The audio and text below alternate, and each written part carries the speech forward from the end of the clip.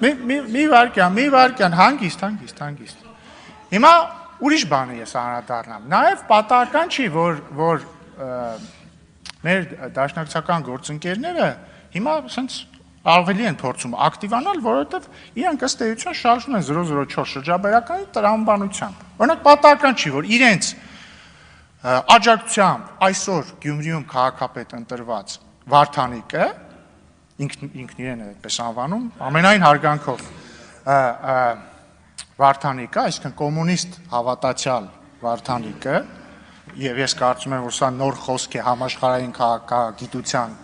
մեջ, հայտարարեց, որ ինքը կողմ է, որ Հայաստանը Բելարուսի օրինակով դառնա միութենական պետության մաս։